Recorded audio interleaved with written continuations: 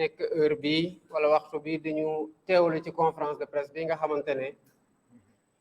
bureau politique u Pastef les patriotes moo ko organisé. li ko waral mooy dañu gisoon il y a 2 jours l'ex-procureur de la République Bassirou Gueye annoncé woon conférence de presse puisque affiche yu ñu gis xamuñu woon ci lan la war a wax jàppoon nañu ne xëy na dina wax lépp ba mu des ci dossier boo xam ne moom moo ko yore woon en tant que procureur de la République doxal ci doxalin gu ñaaw yim ci doxal ñu toog ba sànq dégg ko mu wax ci wax ju bare daanaka sax ci dossier bi kese la wax waaye balaa ñuy delluwaat donc ci objet conférence de presse maanaam li waral conférence de presse bii ñu organisé mooy li ma doon wax sànq réaction la par rapport ak sortie wu ancien procureur de la République Serigne Bassirou Gueye waaye laata ma ciy egg ni ngeen ko xamee dimanche passé président Ousmane Sonko ak Pastef les patriotes ànd ci ak alliés bu ñuy nekk ci Yewwi Askan Wi dañu organiser méga meeting Kër Massar doon ci rendre hommage une grande dame un militant de Pastef les patriotes di Mariama Sagna doon ci delloo njukkal tamit jàmbaar yi nga xamante ne ñu ngi ci kaso yi jamono gii te lenn teyu leen fa dul prise d'otage politique ak dossier yu ñàkk fayda yoo xamante ne moom la ñu leen jàppee kaso ba fi ñu toll nii ñu nekk fa di ko dund ak dignité ak honneur ñu di ci doon ñaanal tamit jàmbaar yi daanu ci waar wi nekk ay shahid ay martyru démocratie Sénégal te 2021 rek fukk ak ñeent daanu ci 2022 ñett daanuwaat ci méga meeting boobu malgré mu fekk période grève illimitée transport public yi la maanaam ñi bëggoon a ñëw yépp bare na ci ñoo xamante ne am nañu gàllankoor am oto bu leen andi ba foofu ku ne gis na mbooloo mi fa nekkoon nu mu toll ñuy jaajëfal askanu Sénégal yi yépp bi wuyu si woote président Ousmane Sonko ak Pastef les patriotes di jaajëfal alliés yi ñuy ñëw feewlu si di jaajëfal tamit ñépp ñi nga xamante ne ñu ngi woon à la manœuvre pour que succès bi ngeen gis ak taar bi ngeen gis ci bés boobu am ñuy delloo njukkal taxawaayu peuple Sénégal askanu Sénégal mi nga xamante ne wane na ci mobilisation boobu bu mu def ci période grève transporteur ak suñuy militants yoo xamante ne bu ñu amee oto bu ñu leen andi dañu leen wàññi entraver seen liberté de circulation et de réunion malgré loolu yépp askanu Sénégal wone seen détermination xeex lépp luy instrumentalisation justice lépp luy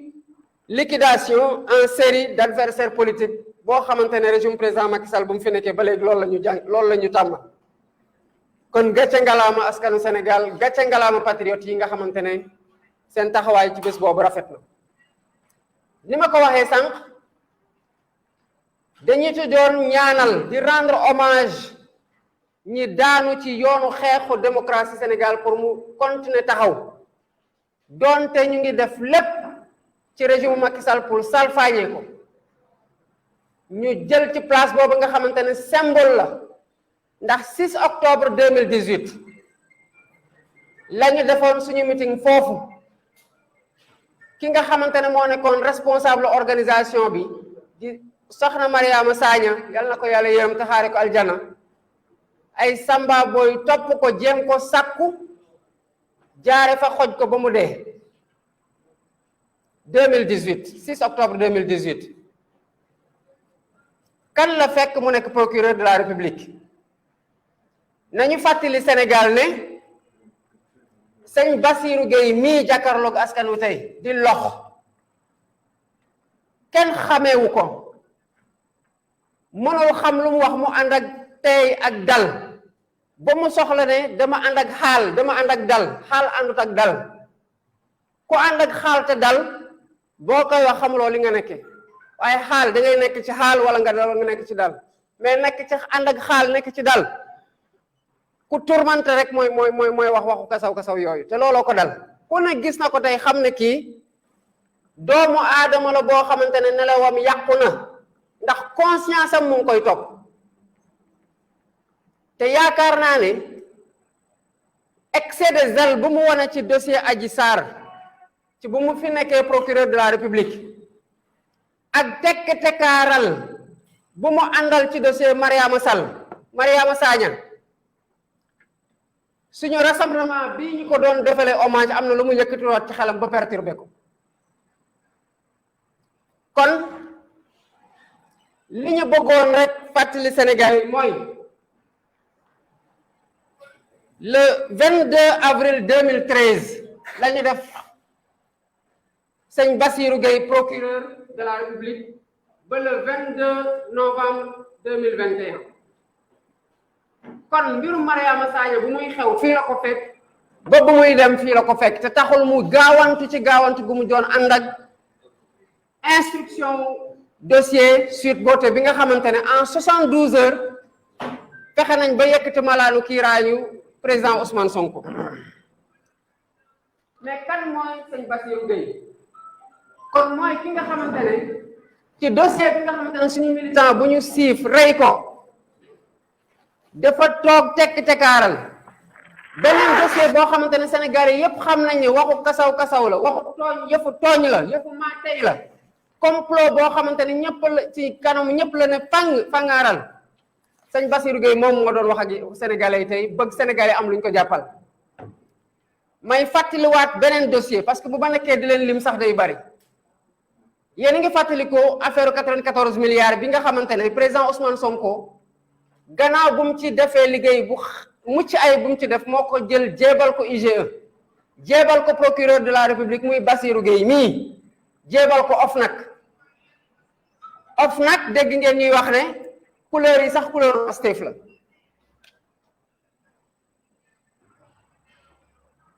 kon OFNAC boobu bi sëñ Bassirou Gueye génnee ne ñun dañu enquête 8 mois moom tamit dafay toog enquête 8 mois enquête am sottiwul ba enquête OFNAC sotti ba OFNAC jéebal ko rapport bi 2019 ñu ne li président Ousmane Sonko doon wax yépp ci ñi doon jéemal luubal 94 milliards suñu xaalis ñun Sénégalais yépp dëgg la et que dañu war a jël ñoom Mamour Diallo ak ñu mu ci àndal yóbbu leen ci yoon sëñ Bassirou Gueye defu ci dara kon bu ma taxawoon ci ñaari dossier yooyu rek ngeen xam ne ku doon wax ak sénégalais yi bu dee conseil moo koy topp di ko dàqe ba mu yaakaar ne mën na taxaw ci kanamu sénégalais yi wax leen lu leen neex ñu jàppal ko nax na boppam moo tax bu ngeen seetloo communication di ngeen ci remarqué ñaata yoon la wax ne ñëwuma fi pour charger ñaata yoon la ko wax ci conférence de presse am loolu mooy lu mu ñu bëgg a nëbb waaye xelam a ngi koy génne ne dafa ñëw pour charger yàlla def nag bu muy charger yëpp lu mu taqal boppam moo ëpp beneen bi mooy rapport d'enquête interne gendarmerie bi dinaa ci ñëwaat léegi jéem na koo jéem a soofantal ba jékki-jékki sax ne wóoru ko sax ndax rapport bi am na wax ne dem ba ca biir mu wax ne rapport bi sax yéen a ko jox solo ak président Ousmane Sonko waaye amul solo ci enquête bi loolu kuy préparer opinion bi pour bu rapport bi génnee opinion bi bañ a xam lan la def ci biir dossier bi moo tax mu ne rapport bi amul importance mais rapport boo xam ne wóoru la ndax am na nga ne bu fekkee ne am na supposons que am na nga yow yaa dem duggaat ci rapport boobu di wax li rapport bi wax li fa commandant Abdou Mbengue wax li capitaine Touré wax bu rapport bi amul ko yow amoo ko waaye ne rapport bi wóor na ndax am na di dugg ci rapport bi di xuus di wax li di wax nga xam ko li di waxul nga xam ko kon bu ñu toppaatee moom lu mu wax dafa ñëw di miim njëkk a wax ne mosul woon jóg pour arrêter président Ousmane Sonko waaw sénégalais yi ndax dañoo fàtte ne que président Ousmane Sonko ñu ngi ko convoqué woon le 8 février 2021 le 7 mu def conférence de presse moom Serigne Bassirou Gueye fàttali na ko ne du dem wuyu ji tant que yëkkatinu malaanu kiiraay muy immunité parlementaire am ne bés buñ ko yëkkatee dina dem wuyu ji waaw bu mu waxee loolu sénégalais yi ne ñun sax dañuy ñëw sa kër pour ñu respecter sa droit respecter sa immunité parlementaire bi nga xamante ne ñun askanu Sénégal ñoo la ko jox benn fan la ñu mujjee du yëkkati nañu maalaanu kiiraayam lu tax defuñu ko woon avant ñu koy convoqué kon biñ ko defee door di koy convoqué waat xamoon nañu lu ñu def ñoo ko tey biñ ko doon convoqué te yëkkati nañu maalaanu kiiraay mu ne leen yëkkati leen sama maalaanu kiiraay balaa ngeen mooy convoqué ñu delluwaat yëkkati ko loolu mooy wane ne ñoom xamoon nañu ne que dañu war a yëkkati maalaanu kiiraayam laata ñu koy convoqué lu tax defu ko woon avant première violation deuxième violation bi nga xamee ne dañ ko war a def borom ne tant que defu leen ko duma dem wuyu ji loo xëyee andi fa ay policier ba mu fees del ñiy sànni ay grenade lacrymogène ba koy sànni ci biir këru jàmbur bu nekkee ñëw woon pour arrêter ko lu tax nga def loolu bu mu la waxee ne kay du yëkkati leen maalaanu kiiraayam nga xam ne dañ koy yëkkati mais jour biñ ko convoqué looy uti këram ak ay camion gendarme ay policier di fa sànni ay grenade lacrymogène ba première émeute foofu lañ juddoo muy responsabilité moom kon bu waxee ne du ko woon arrêté askanu Sénégal moo ci amul waaye loolu moo nekkoon pexem lu koy firnde mooy bi président Sonko toogee ba ñu yëkkati malaanu kiiraayam ci 48 heures xaw ma 72 heures mun ne damay dem wuyu ji convocation bi ñu jëm ko xàllal yoon bëgg ko jaarloo foo xamante ne ay nar bi kese fa nekkoon ñu bañ ne ko bu fa jaar moom mu ne kenn du ko xalal fu mu jaar mais arrêté station bu ñu bëggoon arrêté la woon nañu ko buñ ko arrêté luñ ko jiiñ trouble à l'ordre public participation à une manifestation non autorisée citoyen sénégalais buy dem wuyu ji yoon yow xaar ko ci heure bi nga ko convoqué mais du yow yaa koy ne fii ngay jaar wala fee ngay jaar wala heure bi nga fay egg loolu responsabilité am la mais buñ ko arrêté ba pare arrêté président Ousmane Sonko taxul nga téye ko de askanu Sénégal wane na ko ñoom ñu ko arrêté woon ñoom ñoo ko bàyyi ñoom ñu defoon barricade ci buntu këram ñoom mu dee barricade seen bopp ci palais bi ñoom ñu ko dem ba yóbbu ko ci biir camp caserne gendarmerie fa la ko askan bi génnee kon arrêté woon ngeen kay jéem ngeen a arrêté askan wi tere leen ngeen forcé arrêté askan gi jël ko ci seen loxo kon boo wax bu président bu procureur waxee ne jógul woon pour arrêter waxut dëgg kon bu amee benn conclusion bu ñuy njëkk a tiré ci point boobu ndax daan nañ ko jéem a arrêté mooy waaw jéem ngeen ko arrêté ngeen ko sax nag waaye askan ngee ko jël ci seen loxo bi ci tegu muy jéem a mi mooy ex procureur Bassirou Gueye nee na dañ ko jiin falsifié PV d'enquête préliminaire gendarmerie mooy PV d'audition bi waaw ki ko ne yow yaa ko falsifié du président Ousmane Sonko président Ousmane Sonko amul maqaam ak déclenché enquête interne ci biir gendarmerie loolu seen kilifa bi am sañ-sañ bi moo ko def enquête interne bu mu jeexee mu am rapport boobu buñ ci jotee dañu yaakaaroon du mos a génn bu ngeen gisee lu tax moom procureur Bassirou Gueye di jéem a discréditer capitaine Touré dinaa ci ñëwaat léegi ngeen xam ne moom lu ñu ko waxal moo ko arrangé wul parce que tantôt capitaine Touré mu jiñ ko dara tantôt mu ne rapport bi ay agent assermenté ñoo ko def capitaine Touré assermenté wul woon kon bu waxee ne wóoru ko sax ndax PV bi am na mais mu ne nañuy supposé na am na moom muy supposé ne PV bi am na ak amul donc wóoru ko moom moo xam ne que moom auditionné wuñu ko ci rapport bi kon yoonam nekku ci mais naka la xamee ne général Moussa Fall auditionné wuñu ko bu dee moom wóoru ko ne sax ne rapport bi am na naka la xamee ne général Moussa Fall auditionné wuñu ko te wax na ko ñaari yoon ci biir conférence de presse am yow rapport bi wóorul na am na nga ne bu dee am na wóoru ma ne ndax am na mais yow yaa ngi cité xam kan lañ ci déglu ak kan lañ ci dégluwul ci rapport d'enquête interne du sa yoon loolu mooy wane ne xam na ne rapport bi am na liñ ko ci waxal xam na ne dëgg la waaye arrangé ko moo tax mu commencé di soofantal rapport bi ku ci wax loo xamante ne arrangé na ko mu ne kooku dafa arrangé wu ko mu ne kooku dafa feebar koo xam ne am na wax na loo xamante ne jàpp na lu ko arrangé ne mu ne kooku moo wax dëgg loolu du jàll ci bopp sénégalais yi wax na ne président Ousmane Sonko lu mu wax mooy li capitaine Touré wax waaye du wax lu commandant Abdou Mbengue wax kon moom xam na lu commandant Abdou Mbengue wax moom daal xam na kan lañ déglu ci biir gendarmerie ak kan lañ dégluwul ci rapport bi xam na kan moo wax lan ak kan moo waxul lan bay wax ne ki yëgal sénégalais yi que rapport d'enquête interne am na et que daf koy setal que di taqal ñi nga xam te ne ñoo falsifié PV yi mu ne non kooku lu mu wax yëpp dara du ci dëgg nee na ci capitaine Touré parce que li capitaine Touré di wax la jàpp di soofantal dafa njëkk wax ne capitaine Touré mi nga waxam mënul doy kenn parce que moom gendarmerie daf ko rajo ne mënatul nekk gendarme mais c'est faux dem leen ngeen xool l'acte de radiation de capitaine Touré ndax da ngeen gis ne gendarmerie moo ko signé kan moo ko signé du président de la république moo ko signé benn yéen ay journalistes yi la fexe leen ngeen xool lijjanti la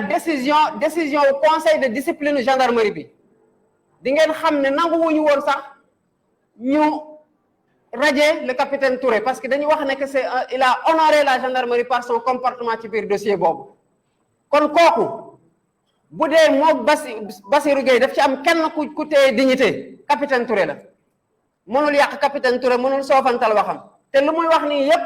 mooy jéem a préparer sénégalais yi ba bu rapport interne bi génnee parce que lu tax muy wax ne lu tax du génn sax ñii liir nañ ko ñii nangam fa la mujjee ci rapport boo xamante ne wóoru ko ne am na fa mu mujjee mooy rapport bi sax lu tax publié wuñ ko parce que ñii ñu ngi koy liir ñii am nañu ko jox nañ ko nangam kon rapport bu mu doon soofante ne amul dem na ba ca biir mu nangu ne rapport bi am na gannaaw bu mu ci cité ay passage gannaaw bu mu xamee kan lañ ci déglu kan moo ci wax lan kan moo ci waxul lan dama yaakaar ne am na ay boulon yu wadee ci boppam ba tax na mënatul am benn cohérence leneen liñ ci nar a tegg mooy dafa ne président Sonko dafa am ay woroo ci waxu Adji Sarr muy ñett am 6 woroo ci waxu président Ousmane Sonko mais est-ce que yéen fàttaliku ngeen fi gendarmerie déglu président Ousmane Sonko gendarmerie ci rapport d'enquête préliminaire bi déglu président Ousmane Sonko dégluwu ko kon réflexion sur les faits bu enquêteur bi def bu dee relever ay contradiction ci côté partie yu mu déglu kese notamment la plaignante la ko mën a def mais mënu ko def ci koo xamante ne accusé la dégluwu ko voilà moo tax bu mu leen waxee ne dina egg ci 6 yooyu mu lim ko seetaanat leen conférence de presse bi limul dara parce qu'il n'a rien kon li wërte wër mooy gis nga rapport bii nii du Bassirou Gueye mooy déterminer moment bi rapport bi di génn déedéet day xaar parce que nekkul ci loxoom amu ci benn sañ-sañ waaye li moom wërte wër mooy sénégalais yi ko nar a liir yépp di ngeen génn ci moom mi jàkkaarloo woon ak yéen di crédibilité di naan man j'ai fait 20 ans mosoo ma dégg lu ne déggal nañ ko lu ne donc bu dee un magistrat modèle du ci moom lañ koy xool ba jàpp ne moom lu mu wax rek crédit dañ ko war a jox crédit les décisions sont là. OFNAC def ko joxe rapport ay rapport ba sonn amul lenn loo xamante ne diligenté na ko ci ba ci 94 milliards yi dafa ci dara kooku moo bëgg érigé wu en modèle de fonctionnaire bi nga xamante ne fu mu toog li ko ci waroon yëpp mu ngi ko doon def non ça passera pas. parcours am rafetul ci bëtu sénégalais yi moo tax amul lenn lu mu mën a génneeti ba setal boppam li wër te wër mooy ci rapport d'enquête boobu bu ngeen ko liiree di ngeen gis na ci lee di que dañ ci wax ci biir que moom première transmission PV d'audition buñ ko jox lu muy woowee ay remarque di ko soofantal remarque yooyu ñoo modifier le PV donc moom nangu na ne am na PV buñ ko njëkk a jox mu def ci ay remarque mais falsification nga yaayu ngoog yow jox nañu le PV fekk woo enquête PV bi delluwaat ñëwaat ci yow andi ay photo yoo xamante ne ay photo yu salte la ñu ne photo gi askanal ko salon Sweet Beauté te photo yooyu mosuñoo am lien ak salon Sweet Beauté kon yow sa observation lañ jël en compte ak yeneen kon moom amul fu mu jaar ba setal boppam bu leen fàtte nag que moom li nga xamante ne moom lañ ko tàqal ci rapport d'enquête bii nii interne bi ne moom la def ci procès verbalu gendarmerie bi président Ousmane Sonko def ko ci porte plainte man bi ma doon déglu conférence de presse am damaa yaakaaroon ne day génn ne sénégalais yi tuuma yi muy wax ne dañ ko metti mu am ay mbokk am ay njaboot am ay xarit ba tax mu génn jàpp ne day setal boppam te takkal boppam la gën a def man li ma doon xaar mooy honorabilité boobu ak dignité boobu jaral ko mu bañ a demander benn immunité privilège immunité mu ne justice yëkkati leen bépp malaanu kiiraay bi mu mën a am ñu atte ma ci wàllum rapport d'enquête gendarmerie bi ndax ma mën a setal sam bopp parce que affaire bi dafa graaw il devait raser les murs dafa waroon di dox ci mbedd mi di laqatu tey li ko dal amul benn magistrat boo xamante ne bi ngay prêter serment ñaan nga yàlla mu dal la retrouver wu sur le banc des accusés war di nekk di setal sa bopp te nga nekkoon koo xamante ne yow yaa topp ñu bëri am na ñu bëri ñoo xamante ne moo leen mandat de dépôt ñu ngi ci kaso tëdd di xaar seen atte moom moo mujjee ñëw taxaw ci kanamu caméra yi di jéem a setal boppam te amul kenn koo xamante ne jox na ko une once de crédit parce que lu mu wax amul benn cohérence te tous les faits le démentent lu mu wax yépp boo ko toppaatee moom day weddi boppam gën a dugalaat boppam loolu la ko yàlla natoo ci ngoonam tey jii nii moo tax ñu ne lii duñ ko fanaanal parce que ñun dañ ci toll foo xamante ne gat sa conférence de presse 17 heures conférence de presse maximum 21 heures œil pour œil dent pour dent dafa doy bu muy wax ni yëpp chargé ñëwoon pour charger ñaata yoon ci conférence de presse am la nekk di charger koo xamante ne amatul privilège yu ñëw ci prétoire di ko fa takkal lenn sénégalais yi ñoo toll foo xamante ne dañu dul nangu kenn koo xamante ne ñun ñoo ko teg ci suñu kaw réew de la façon la plus démocratique boobu amul benn grenade lacrymogène amul benn bel blanc dragon bu ma amoo bi fi amoon du moom moo ci doon dogal ñu mu fetteeloon di xeex muy sénégalais ñooñu la dragon bi doon dox seen kaw ba Mamadou Diop dee ci yàlla na ko yàlla yërëm kooku noonu ñu fal moo dem ba jëmi jamono nag mu taxaw suñu kanam wax ñu ne awma droit def 3e mandat fu na mu taxaw fa ne président boo defee 10 ans loo deful mënatoo ko def ne réew mi dañ ko war a aar di ut 3e mandat ba fukki bakkan ak ñett rot ci bind ko ci livre ne je suis venu vers vous pour un second et dernier mandat constitutionnaliste am wax ne la constitution est claire et ne laisse place à aucune interprétation maanaam amul lenn liñ ciy werante liñ ciy sikki sakkoon liñ ciy jiixi jaaxa ñooñu ñoo toog di ñu gëm leen kooku am na kii possibilité def 3e mandat ci koo xamante ne mosul dem élection de façon fair play soit mu confisque la carte électorale soit mu confisque le fichier électoral soit mu jël carte sénégalais yi mu sànni ñi nekk Jagañaaw mu yóbbu leen Wakhinane Nimzatt ñi nekk Wakhinane Nimzatt mu sànni seen carte Ziguinchor corrompre processus électoral bi pour bañ rek ko daaneel kooku moo fi bëgg a nekk ak luñ ko xamee yépp ci mën a métital sénégalais ñu toll ci jamono joo xamante ne yow da ngay reetaan ci Facebook ñu tëj la 6 mois te da ngay wax sa xalaat ci Facebook ñu tëj la 6 mois pendant ce temps ay nit di wax lu gën a garaaw foofu yépp mais tant que ñu ngi fete ci moom dara du leen dal kooku ñun sénégalais yi sàggan nañ sàggante gu tax ñu koy mayaat doole gu tax ne tegu ko ci yoon ba pare mu nar fi toogaat enlever la limitation de mandat gën a dooleel boppam gën a noox sénégalais yi moo tax ñu ne gat sa parce que dafa doy Sénégal gii dafa am ñu dee pour démocratie samp de parti unique à médias d'État en passant par le pluralisme politique ou démocratique à la pluralité médiatique li tax ñu am sañ-sañu toog fii tey di wax loolu dafa am ñu ko fi xeex ba récemment en mars 2021 le M2D mouvement pour la défense de la démocratie woote fukki bakkan ak benn ñeent rot ci ñii ñu dagg seen tànk ñii ñu tuur seen bët ñii ñu dagg seen loxo ñii am ay yàqute yu bari ci seen investissement ñooñu seen dee seen gaañu seen handicap li ñu ñàkk ci alal mënul neen te lenn rek ko mën a neenal mooy ñu seetaan ba lu ñu bëggoon mars 2021 amul ñu forcé ñu ko en 2023 fekk na am na dossier yoo xamante ne ñu ngi foofu ak ñoom lu tax tey ñu war a mën a atte le dossier Sweet Beauté moo tax ñu war a atte le dossier Mariama Sagna Baradara moo tax ñu war a atte yeneen dossiers yi nga xamante ne ñu ngi chambre criminelle ay atta ngi nii kenn attewu leen waaye yaakaar naa ne sénégalais yi taxaw nañ tem pour défendre démocratie pour arrêter cette liquidation en série d'adversaires politiques ci koo xamante ne amatul droit sax dem élection mu bëgg a tànn kan lay Sénégal di tànn pour mu wuutu ko mooy kan ba di ñu ko defal kon sortie procureur bii di sëñ Bassirou Gueye ci registre boobu kenn je ne suis pas venu pour charger ñëw ma pour charger kenn yépp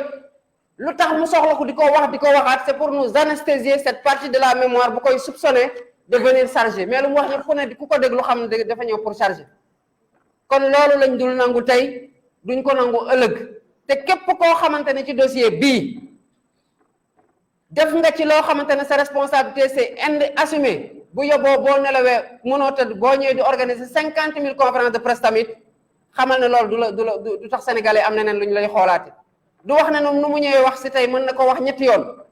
bu ñëwee wax ko ñetti yoon nañ ko wax fanweeri yoon wala 300 fois fii lañ koy xaar gatsa ak keneen koo xamante ne nag mu ngi ci tànku taqal doomu aadama goo xamante ne ñëpp xam nañu ne dara du dëgg ci luñ koy taqal bi président Ousmane Sonko di génn en février mars 2021 di wax li tax sénégalais yi génn xeexale ko loolu crédibilité am kese la woon boobu rapport d'enquête interne gendarmerie bii nii fasalul woon complot bi boobu audio bi Adji Sarr enregistré Mamour Diallo nekku fi woon boobu audio bi Baye Niass MC enregistré Adji Sarr nekku fi woon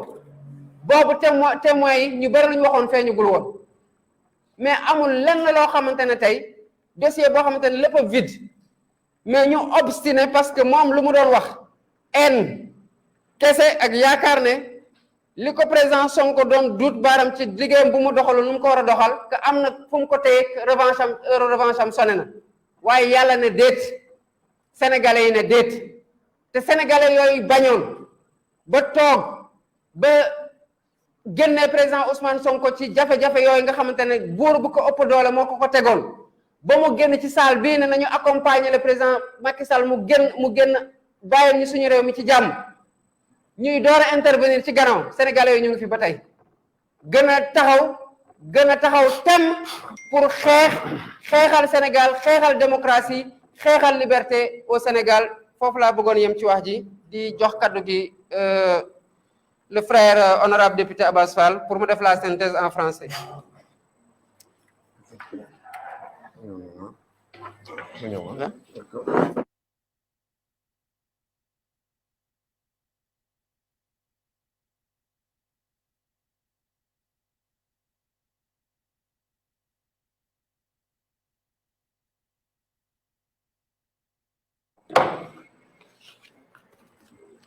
Merci beaucoup, Monsieur le Secrétaire général.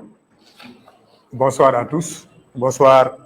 aux Sénégalais qui nous écoutent et qui nous regardent en même temps. Nous avons décidé aujourd'hui à la suite de la sortie calamiteuse de l'ex-procureur de la République, Serigne Bassirou Gueye, nous avons tenu à lui répondre. Certains même avaient pensé que ce n'était pas nécessaire. Mais c'est toujours bien,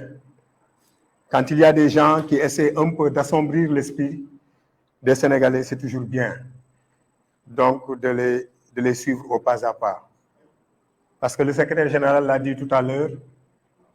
nous en avons marre des mensonges, nous en avons marre des complots, nous en avons marre de ce qui se passe dans ce pays, surtout du côté de certains acteurs de la justice, dont Serigne Bassirou Gueye, qui incarne tout ce qu'il y a eu de pire dans ce pays en termes de gestion donc, des dossiers publics. Monsieur Serigne Bassirou Gueye est sorti de sa torpeur, parce que lui-même il dit depuis 2 ans, vous ne m'avez pas entendu parler du dossier. Effectivement, il n'avait rien à dire. Et jusqu'à présent, il est sorti, mais il n'a rien dit. En réalité, ce qui s'est passé aujourd'hui, c'est que M. Serigne Bassirou Gueye, en tentant de se disculper lui-même, s'est enfoncé dans ses contradictions. Nous allons vous expliquer pourquoi ce réveil brutal de sa torpeur, parce que tout simplement, les Sénégalais ont vécu le dimanche passé quelque chose d'extraordinaire qui s'est passé dans ce pays. Pour la première fois dans l'histoire politique du Sénégal, avant même le meeting de Keur Massar, des Sénégalais ont sorti de leur poche 330 millions de francs CFA pour soutenir un candidat, leur candidat, qui incarne l'espoir de ce pays, en l'occurrence le président Ousmane Sonko. 330 millions de francs CFA. Les journalistes sont là, ils vont entrer dans les archives de l'histoire politique du Sénégal pour nous dire est-ce qu'il y a eu donc ce genre de comportement de la part de militants et de sympathisants, parce que cet argent-là ne vient pas seulement des militants de PASTEF, mais il vient en grande partie de sympathisants et de Sénégalais qui ont espoir au président Ousmane Sonko. Une semaine après la mobilisation de cette forte somme, il y a eu une marée humaine, une mobilisation humaine qui a perturbé le sommeil de nos amis d'en face et qui a fait que depuis lors, vous les voyez, dans tous les plateaux, comme des diables, menant un discours qui dépasse quelquefois même l'entendement. Monsieur le Serigne Bassirou Gueye, donc, qui est sorti de sa torpeur, a pensé aujourd'hui parler d'un dossier, c'est vrai, qui n'est plus en instruction, mais lui, en tant que procureur, ex-procureur de la République, ne devait même pas se prononcer sur ce dossier. Mais il l'a fait quand même. Mais alhamdoulilah, il l'a fait, et cela a clarifié énormément de choses dans la tête des Sénégalais. M. Serigne Bassirou Gueye, dans ses contradictions, dit, nous avons vu quand même un homme complètement perturbé, complètement désemparé, qui lui-même, à un moment donné, laissait paraître une certaine peur au-delà de ses incongruités et au-delà de ses contradictions. M. Serigne Bassirou Gueye dit lui-même qu'il va s'attaquer et démonter les arguments du président Ousmane Sonko, qui le considère, lui, le représentant du parquet, qui considère son ministère de la Justice, qui considère le président Macky Sall comme les acteurs de ce complot. Et rien, absolument rien, n'a changé et il n'a rien démonté. Il dit que le président Ousmane Sonko a dit qu'il était pressé de le mettre en prison. Mais effectivement, il était pressé de le mettre en prison. Comment peut-on envoyer une convocation à un député pour lui demander de se présenter à la gendarmerie alors qu'on n'a pas levé son immunité parlementaire? Première chose. Deuxième chose, puisqu'ils avaient senti qu'ils avaient fait une erreur, qu'est-ce que les gendarmes faisaient chez le président Ousmane Sonko le 8 février, c'est-à-dire le jour où il était convoqué à la gendarmerie? Et vous avez tous suivi ce qui s'est passé ce jour-là. Les militants, les sympathisants et les Sénégalais sont sortis pour dire au président Ousmane Sonko que vous ne répondrez pas à cette convocation. Et auparavant, le président Ousmane Sonko avait lui-même dit qu'il est député à l'Assemblée nationale et que s'ils veulent qu'il se présente à cette convocation, il va falloir qu'on leva son immunité parlementaire. Ce qui a été fait après. Après quoi? Après tant de violence. Ce qui a été fait après que les Sénégalais ont refusé de laisser le président Ousmane Sonko sortir. Et c'est de là donc qu'ils sont partis pour mettre en branle la procédure de la levée de l'immunité parlementaire du président Ousmane Sonko. Et ils l'ont fait en 72 heures. Dans l'histoire de levée d'immunité parlementaire du Sénégal, c'est la première fois qu'on voit ça en 72 heures. Ça veut dire qu'ils étaient tellement pressés d'amener le président Ousmane Sonko à la guillotine qu'ils ont foulé le droit au pied. C'est pourquoi nous allons y revenir. C'est pourquoi nous ne pouvons pas accepter que le président Ousmane Sonko continue à participer à ce simulacre donc, de dossier judiciaire qui, en réalité, n'est qu'un dossier politique. Vous avez vous-même constaté, et les Sénégalais l'ont constaté. Donc, les droits du président Ousmane Sonko ont été bafoués. Ils lui ont envoyé une convocation sans pour autant lever son immunité parlementaire. Ils ont levé son immunité parlementaire en violant même la procédure parce qu'il n'y avait rien dans le document qui devait justifier que l'immunité parlementaire du président Ousmane Sonko soit levée. Donc, Serigne Bassirou Gueye, aujourd'hui, pour ne pas dire qu'il a menti, il a raconté des contre-vérités sur ce point-là. Donc, il n'a pas réussi à convaincre les Sénégalais qu'il n'était pas pressé d'amener le président Ousmane Sonko donc, en prison. Et pendant ce temps, notre frère, le secrétaire général, tout à l'heure, en a parlé. Le dossier de Mariama Sagna, c'est vrai, ne dépend pas exclusivement de lui. Mais quand même, un dossier qui concerne un crime, un assassinat, devait connaître la même célérité en termes de traitement judiciaire que ce petit dossier qui constitue un complot qui a été monté de toutes pièces par le régime de Macky Sall et de son procureur Serigne Bassirou Gueye, qu'on continue à accuser comme étant une des pièces maîtresses de ce complot. Donc il n'a pas réussi quand même à convaincre les Sénégalais. Serigne Bassirou Gueye dit qu'il a fait 22 ans ou 24 ans de carrière. Oui, 24 ans de carrière et de honte pour la justice. Serigne Bassirou Gueye lui-même a mis son coude comme son ministre de la Justice, qui dépend du président de la République, lui a demandé de le faire, de ne pas traiter certains dossiers. Le dossier des 94 milliards, il est où? Serigne Bassirou Gueye y a mis son coude. Donc Serigne Bassirou Gueye n'est pas un exemple en termes de probité ici. Le dossier de Cheikh Omar Anne, il est où? Le dossier portant sur l'affaire Aliou Sall, dont il avait lancé sa fameuse trouvaille d'enquête, je ne sais même pas, d'appel à témoins. Il est où ce dossier-là? Où sont les autres dossiers? Le dossier de Bougazeli, qu'on a pris en flagrant délit de blanchiment d'argent. Où est ce dossier-là? Et pourtant, il était là, Serigne Bassirou Gueye, quand il avait ces dossiers avec lui. Et paradoxalement, c'est cet homme-là qui n'a aucune probité, qui n'a aucune déontologie judiciaire, qui se retrouve à la tête de l'OFNAC, qui est chargé donc ici de se battre contre la corruption. Lui-même qui avait des dossiers de corrompus se retrouve à la tête de l'OFNAC. Ce n'est qu'au Sénégal qu'on peut voir ça. Donc, une autre contre-vérité, c'est concernant le rapport interne de la gendarmerie. Mais franchement, aujourd'hui, j'ai eu honte de voir un tel homme dans cet exercice qui a été extrêmement difficile et qui se perd dans ses contradictions. M. Serigne Bassirou Gueye dit qu'il n'est pas au courant de l'existence de ce rapport interne de la gendarmerie. Avec frénésie même, quelquefois, il dit il n'a qu'à sortir. Donc, puisque le rapport existe, il n'a qu'à faire sortir le rapport. Et après lui-même, il dit, dans le rapport, il entre maintenant dans le rapport pour nous parler des réponses du commandant Meng concernant les questions qui lui ont été posées. Des réponses apportées, donc, en contradiction avec ce que le capitaine Touré a dit.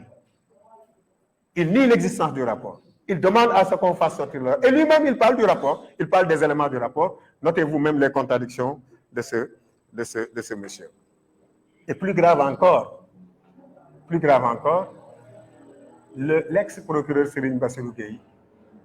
a poussé le bouchon trop loin en accusant même le capitaine Touré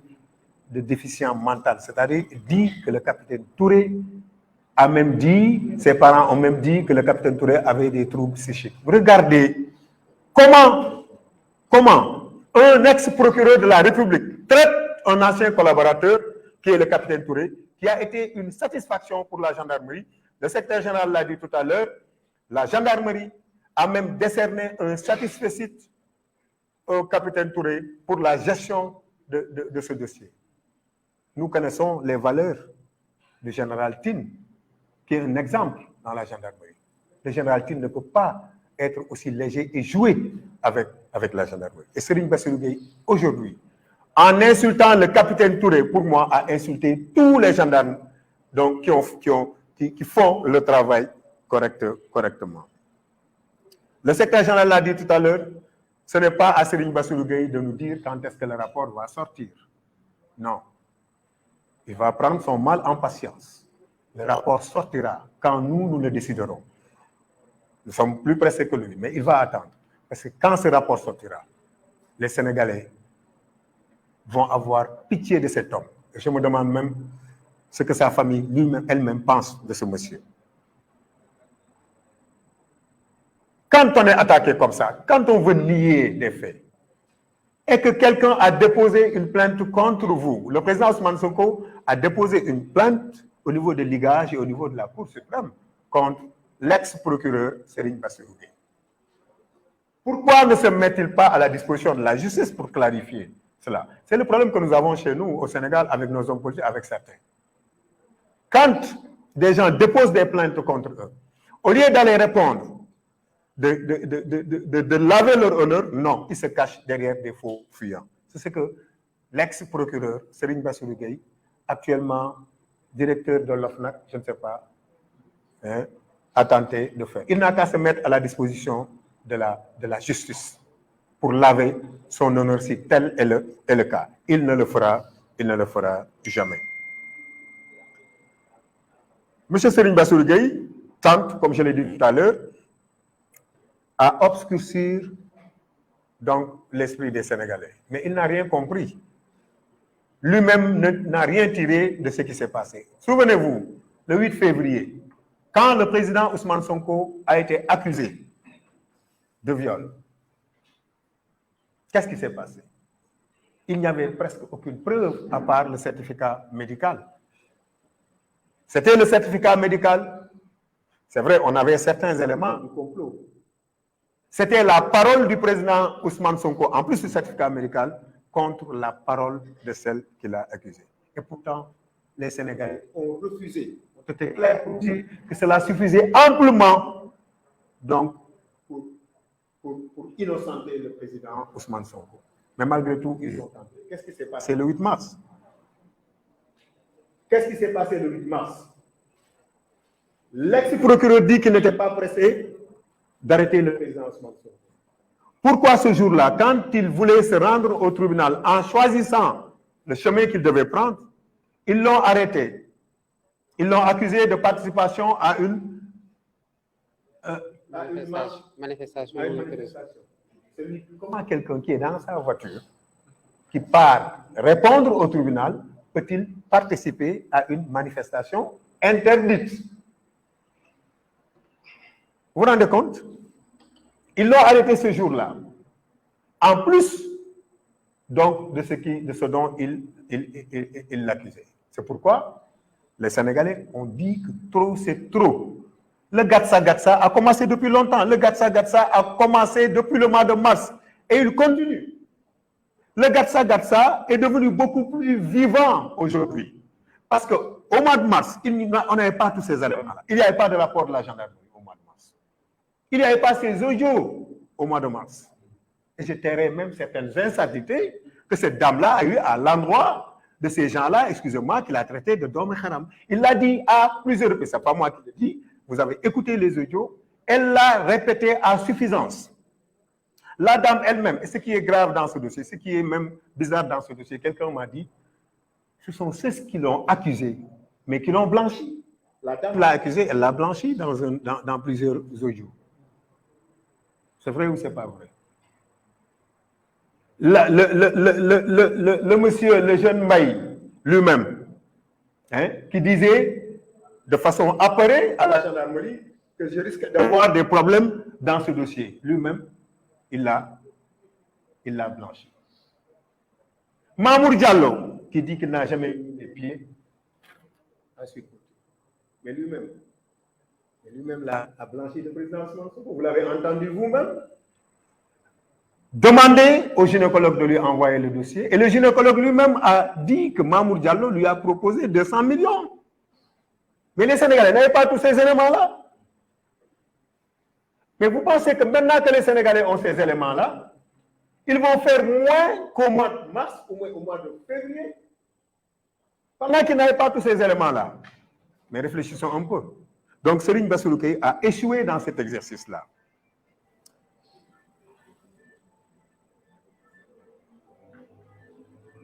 Mais pourquoi tout cela? Parce qu'ils sont dans cette ils sont dans une dynamique. Cette dynamique-là, c'est de perpétuer le régime de Macky Sall au pouvoir. Ce qui est impensable et inacceptable. Le Sénégal a dépassé ça. C'est pourquoi on dit souvent que le Sénégal a connu de grands hommes. Le Sénégal a connu Léopold Sédar Senghor. Le Sénégal a connu Abdou Diouf. Le Sénégal a connu Maître Abdoulaye Wade, qui, quel que soit ce qu'on peut lui reprocher, a été un président digne et noble. Mais le Sénégal, malheureusement, a connu un petit président qui a mis à terre nos institutions. Vous avez vu ce qui s'est passé à l'Assemblée nationale avec la défenestration de Mimi Touré. Vous avez vu, notre justice est à terre à cause de ce dossier. Il y a des magistrats qui ont honte à cause de ce dossier-là. Et maintenant, Macky Sall veut s'éterniser au pouvoir. Et comment le faire? En voulant éliminer donc ses opposants les plus radicaux et qui l'empêchent de dormir. Il l'a fait avec Karim Wade, il l'a fait avec Khalifa Sall. Il veut le faire avec le président Ousmane Sonko et ça ne passera pas. Macky Sall ne restera pas au pouvoir. Mais je l'ai dit tout à l'heure, des gens sont morts ici pour préserver la démocratie en 2011. Les gens sont toujours couchés. Il y a des gens qui sont sur des fauteuils roulants parce qu'ils se sont battus pour le pays pour préserver la démocratie. Des gens ont perdu leurs biens pour cela. Des gens ont perdu leur emploi pour cela. Des gens sont traqués jour et nuit. Nos militants sont en prison. Et ils gardent toute leur dignité parce qu'à chaque fois qu'on passe leur rendre visite, ils nous demandent de ne même pas nous soucier d'eux. Ils sont fiers d'être en prison et que même s'ils sortaient, ils allaient descendre sur le terrain pour continuer à se battre. Donc, Macky Sall ne pourra pas s'éterniser au pouvoir parce qu'il veut un troisième mandat. Il ne l'aura pas. Ce qu'il cherche à faire, et ce qui est extrêmement grave, penser pouvoir empêcher au président Ousmane Sonko d'être candidat et d'être candidat lui-même qui ne doit pas l'être. S'il y a une seule personne qui ne doit pas être candidat à cette élection-là, ce sera le président Macky Sall. Donc, nous avons souhaité nous entretenir avec vous pour revenir sur certains éléments qui mettent à nu la sortie malheureuse donc, de l'ex-procureur Serigne Bassirou Gueye, pour qui peut-être même, je crois, certains avaient peut-être quelques bénéfices du doute, mais malheureusement, qui a montré que c'est une pièce maîtresse du dossier et il a montré toute sa haine envers le président Ousmane Sonko. J'allais l'oublier. Il disait souvent, je ne suis pas venu pour l'enfoncer. Mais il a tout fait pour enfoncer le président Ousmane Sonko. Est-ce que les Sénégalais ont eu vent que la gendarmerie a écouté une seule fois le président Ousmane Sonko? Est-ce que la gendarmerie a entendu le président Ousmane Sonko? Mais La gendarmerie n'a jamais entendu le président Ousmane Sonko. Et lui, il dit qu'il y a 6 contradictions venant du président Ousmane Sonko lors de l'enquête de la gendarmerie. Vous l'avez tous écouté. Rien que ça suffit à montrer que Serigne Bassirou Gueye, franchement, raconte des contre-vérités. Et c'est pourquoi nous allons lui demander de rester à l'OFNAC, de continuer le travail qu'il faisait au parquet, parce que l'OFNAC, en réalité, n'a pas de président. L'OFNAC a un ancien procureur qui va encore continuer à mettre le coude sur certains dossiers, mais Inch'Allah, c'est pour maximum 12 mois, et nous allons nous séparer de ce régime moribond. Je cherche mes mots. Ce régime moribond, parce que je suis tellement aux abois du régime du petit président, le président Macky Sall. Merci à tous. Merci beaucoup. Merci. Il y a des questions? C'est bon. Merci beaucoup. Merci.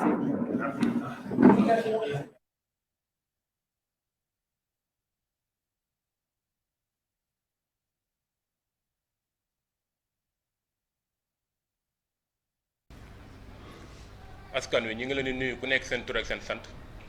salaamaaleykum mbokk journalistes yi ñu ngi leen di jaajëfal encore une fois ci seen teewaay bi fii. Patriotes africains du Sénégal pour le travail, l'éthique et la fraternité. 4 janvier 2014 janvier 2023 juróomi at ak ñeent ngi nii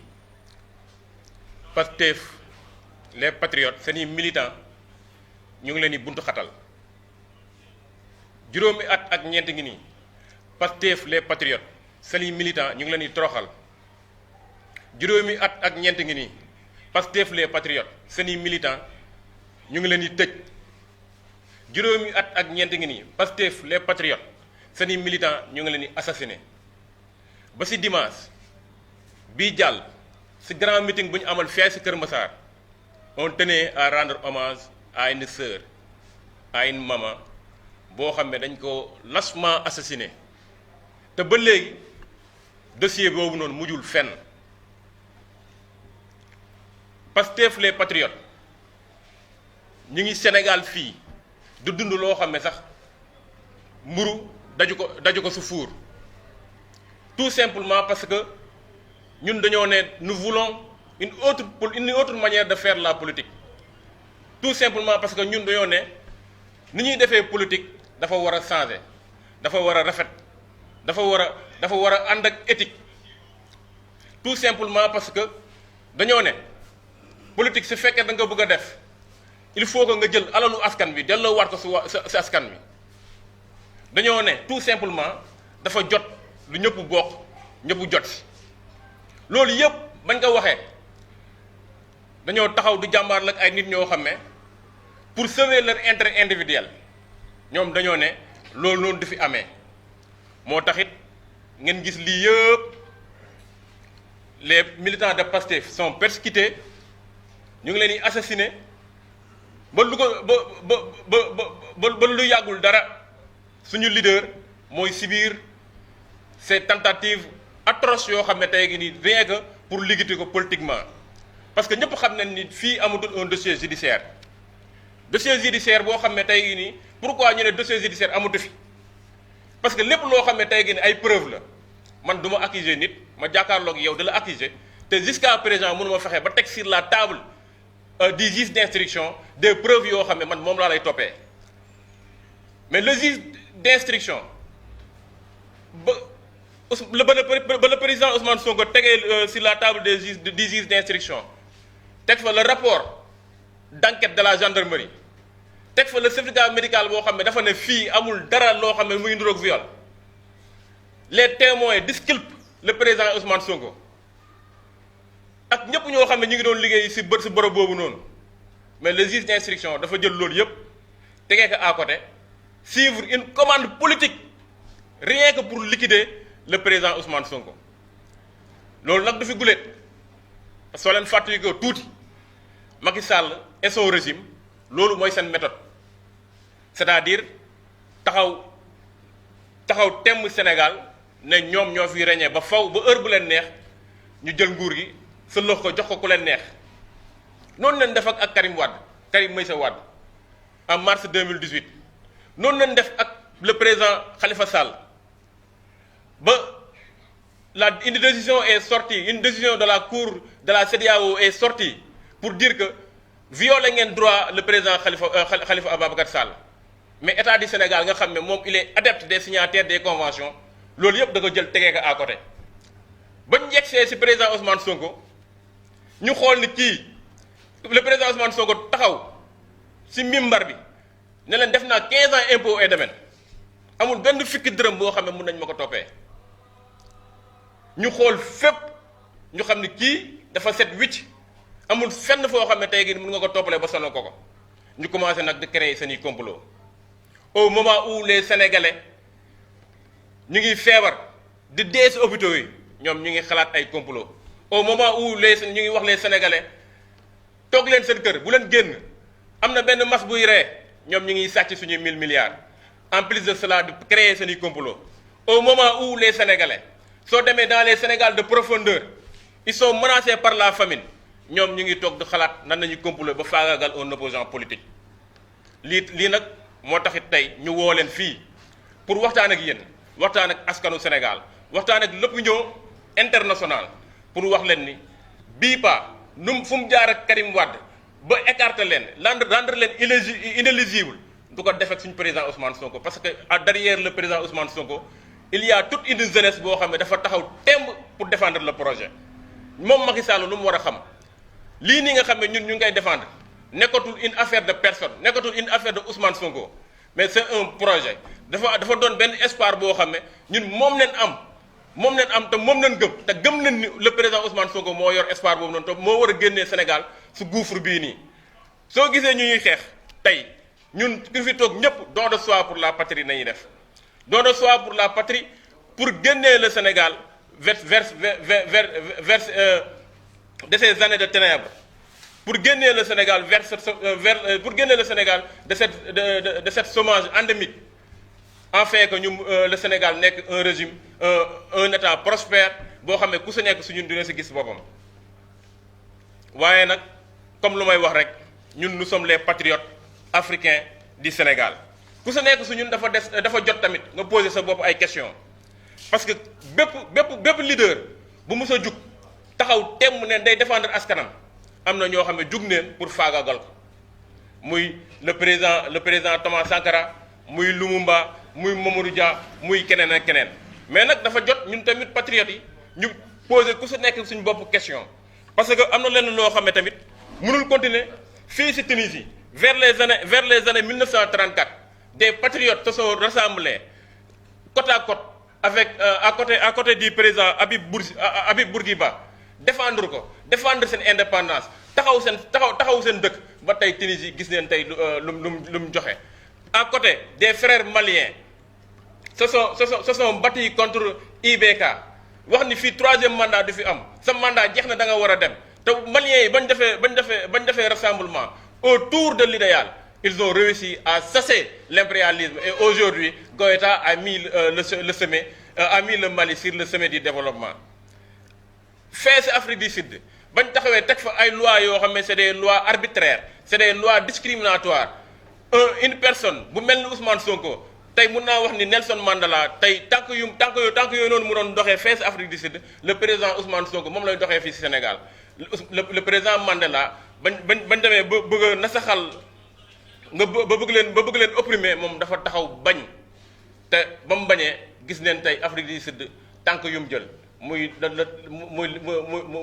la voie du développement tey foo tuddee Brésil da nga fa tuddee Afrique du Sud ba sax ñoom ñoo bokk kuréel boo xam ne tey gii nii ñoom ñoo fa bokk donc dans la suite logique dama pensé fii si Guinée ay patriotes taxaw temb faire face à ce régime totalitaire boo xam ne tey ni mu ngi leen doon noot ñoom ñëpp dañoo taxaw bañ te ne neen constitution bi dañ koy respecté te Guinée dina doon dëkk boo xam ne day dem vers le développement waa dëkk yooyu noonu yëpp ñoom suñu réussir ñoom loolu lépp duñ def est-ce que ñun Sénégal en tant que patriote ñu ngi woowee suñu bopp patriote heure ñun tamit mënuñu taxaw temm na le président Ousmane Sonko incha allah 2024 dina doon président dina bokk ci élection yi te dina doon président de la République. C'est une question de volonté te volonté boobu noonu ñun la jeunesse patriotique de Guédiawaye ñun la jeunesse patriotique nationale am nañ ko parce que xam nañ ni tey gii nii projet Pastef projet espoir la xam nañ ni tey gii nii projet Pastef mooy le projet de développement donc moo taxit ñun maa ngi lancé appel à toute la jeunesse patriotique de leen wax ni nañ préparer parce que tamit ñun mënatuñu dund dëkk boo xam ne dañuy seetaan ñu ñuy dóor ñu ñuy saaga ñu ñuy toroxal le président Ousmane Sonko nu mu waxee yegg na ci terminisme ñun ñëppoo yegg ci terminisme parce que fii amul kenn ku dul dund injustice ñun ñëppoo yegg ci terminisme le président Ousmane Sonko moom dafa bind testament ñun duñ bind testament parce que ñëpp xam nañ ni fii tey gi ni da ngay nekk université def fa 5 ans nga génn liggéey sax doo ko am fii ñu fi toog ñëpp am nañ âge de travail mais stage sax amuñu ko. Pourquoi cette jeunesse-là doit mobiliser ou di jël gaal gi di dem pourquoi cette jeunesse-là laissée à elle-même di dugg dans le désert du Sahel c'est parce que jeunesse boobu noonu amatul espoir ñu dem ba trouver un homme politique indi projet bu bees indi discours bu bees indi des orientations yu bees ñu dem ba gëm loolu yow nga ne espoir boobu ngay nasaxal wallahi billahi wa tallahi balaa moo nasaxal espoir boobu noonu ñun ñëpp lay nasaxal. parce que loolu projet boobu noonu ñun suñu bakkan nañ ci def Macky Sall amul problème ak Ousmane Sonko sénégalais yi la amal problème parce que loolu c'est un projet de société encore une fois frères et sœurs patriotes soyons prêts à la résistance nous allons résister on ne fait pas appel à la guerre mais ci l'islam sax ci diine sax dañoo ne suñ demee ba lay mbugal du la toroxal su loo xam ne teguwul dara na nga défendre sa bopp nous allons nous défendre partout sur les 46 départements sur les 558 communes nous allons faire appel à notre droit constitutionnel et individuel à la résistance gars yi maa ngi leen di jaajëfal du wàccee fii kàddu yi jaajëf. Bakary Sakho coordonnateur JPS Guédiawaye.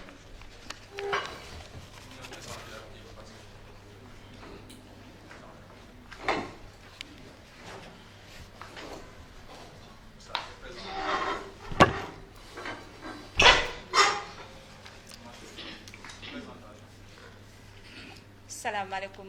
mbooloo mi fi daje yéen ñëpp maa ngi leen di nuyu di leen sant di leen gërëm ci seen teewaay man la Fat Sarr nekk coordonnatrice jigéenu Pastef bu commune de Sam Notaire maa ngi leen di nuyu di leen sant di sant sama frère Bakary di am xel mu dal ndax bu ñu déggee xale yi di waxee nii kon ñun sant nañ yàlla jeunesse bi ñu doon wër ñi ngi koy am di gën a sant yàlla nag te xam ne fi ñu teg suñu tànk ñun dawuñu ci ragaluñu ci te tey lañ ko gën a déterminé ndax ku jàkkaarloo ak régime bu mel nii yaakaar naa boo jëlu say disposition li mu nar ci ñun muy faagaagal ñu benn par benn dina ko continuer commencé na ko ci jeunesse bi jàpp xale yi di tëj fii leen bërki démb leen génne Papito Kara ñoom Ousmane Diagne defuñu dara tëj leen pendant presque 5 à 6 mois génne leen comme ça rien du tout léegi ñu ne déetawaay mu jël ko def ko ci jigéen ñi ñu bëgg ko xamal nag ne ko jigéen ñi moom du jàll parce que xam ne ne am réew boo ko bëggee changer faw nga jaar ci ndaw ñi faw nga jaar ci jigéen ñi xam ne ne Ousmane Sonko ñan ñoo ko ñag jigéen ñi ñoo ko ñag ak xale yi mu jàpp xale yi di tëj jàpp jigéen ñi di tëj sunu sœur Amy Dia duñu noppi di ko jooy duñu noppi di ko ñurumtu ndax daf ñu metti ba fu metti di yem jigéen boo xamante ni yiw jigéen boo xamante ni jaamu yàlla jigéen boo xamante ni baax jigéen boo xamante ni amul lu dul patriotisme ci xolam di ko dund di ko jëfe ñu jàpp ko ndax lan ñu ne financement du terrorisme waaw man Sénégal man ban terrorisme la ñuy wax parce que man bu may seetaan le Sahel di gis terrorisme yi di gis ay chars de combat ay fusil yoo xamante ni dañ naan amul sax Europe Union soviétique lañ ko jëndee wala ñu ngi ko jëndee ba Brésil jëndee ko feneen ak feneen mais je me dis que xaalis boobu ñuy financé boobu xanaa du xaalis boobu la ñuy wax ne moom la ñu tuumaal Amy Dia ne dafay financé terrorisme fii ci Sénégal ci koo xamante ni ay xale yu ndaw bëgg a dem marche bëgg a dem ñu jox leen paas ne leen paas leen ngeen dem ci marche bi ñu ne xaalis boobu mooy financé terrorisme kon terrorisme bi ñuy wax ak bi am Sénégal du benn xaalis boo xamante ni matul sax 50 000 francs ñu ne ci loolu ci la ñuy jëndee ay armes ci la ñuy daanelee terre bi ci la ñuy dem bu benn chefu APR bu nekk fii ci banlieue bi moom la ñuy dem pour dem lakk këram ci 50 000 francs non il est temps qu'on arrête dans ce pays là di fooyee institution yi di fooyee justice di fooyee prison buñ ne ñoxor njaay ñu jël nit dugal ci biir prison bi di toroxal gor ñi di toroxal doomu aadama njaay dañoo sonn dañoo tay dañoo damm il faut que Macky Sall xam ne que il faut mu arrêter dëkk bi dañ ko jox entièrement ci ay dans un état de droit da koo war a delloo comme ni nga ko joxe woon ndax lan bëgg a jàllale son projet de 3e mandat projet bu mu am pour 3e mandat am nañ projet pour restituer Sénégal ci ay droit bu ko raw bu ko fuuf gën ko fisale te ay nit yu am valeur téye ko ŋànk ko lu mu ci bëgg nag ñun fekk nañu ci ba pare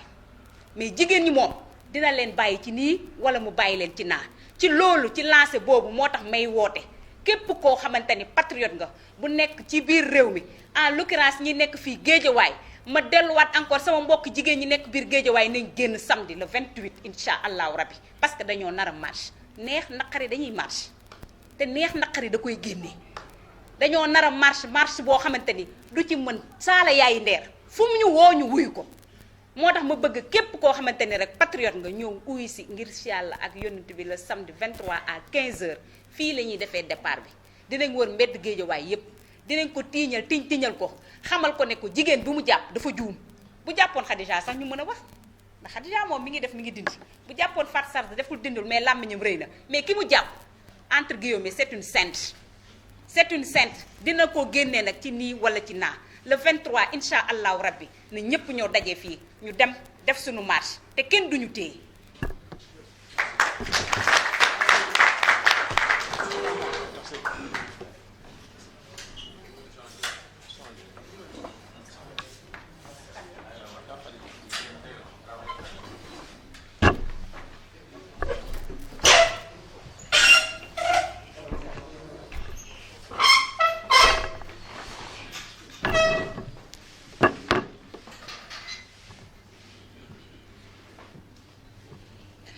auzu billahi mina sheytaani rajim bismillahi rahmaani rahim maa ngi ubbi samay kàddu ci njàkkare ci suñu réew Sénégal man de dama déggoon olof njaay naan ku repp ci xare loo jiin rek danga koy xeeb te tey dama yaakaar ni Macky Sall le chef de parti je ne m'adresse pas au président de la République mais je m'adresse au chef de parti dafa repp ci xare moo tax lu mu jiin rek da koy xeeb ma koy xamal ni dëgg gi woon démb doon bërki démb dëgg googu mooy daw ba tey fii ci réewu Maam Cheikh Ibra Fall fii ci réewu Serigne Touba fii ci réewu Maam El Hadji Malick fii ci réewu jigéenu Ndeer fii ci réewu Lat Joor Ngoone Latiir Diop fii ci réew bi nga xam ne Cheikh Anta Diop dafa taxaw bañ fii ci réewu Mamadou Dia réew googu nga xam ne tey état de droit lañ ko joxe réew moomu la bëgg a faagaagal ma koy wax rek ni ña doon bañ démb ak bërki démb la taxoon ñuy bañ ngor gi doon daw seen yaram ngor googu mooy daw suñu yaram tey nous la jeunesse sénégalaise nous les femmes sénégalaises du 21e siècle ñun ñi nga xam ne dañoo pare taxaw temb pour jàkkaarloo ak moom ngir lan ngir suñuy ëllëgu doom jàkkaarloo ak moom ngir lan ngir ay jigéen lañ te dootuñu nangu fii ci Sénégal ay jigéen ñu leen di utiliser pour xeex ñuy utiliser ay jigéen pour salir l'image du Sénégal mais ñuy utiliser ay jigéen pour terroriser un peuple. Notre sœur Amy Dia, Nadi, la femme brave, Nadi la femme de conviction, Nadi mi nga xam ne fekkewul fu ñu histoire, Nadi mi nga xam ne boo ko gisee yiwam ak julliteem ngay jëkk a gis. Nadi la mère de famille, Nadi bi nga xam ne lii riir ci moom mooy riir ci tout le peuple sénégalais mooy soif de justice, soif de développement, mais surtout soif d'un nouveau projet politique bu nga xam ne le président Ousmane Sonko moom la indi ak notre parti Pastef les Patriotes.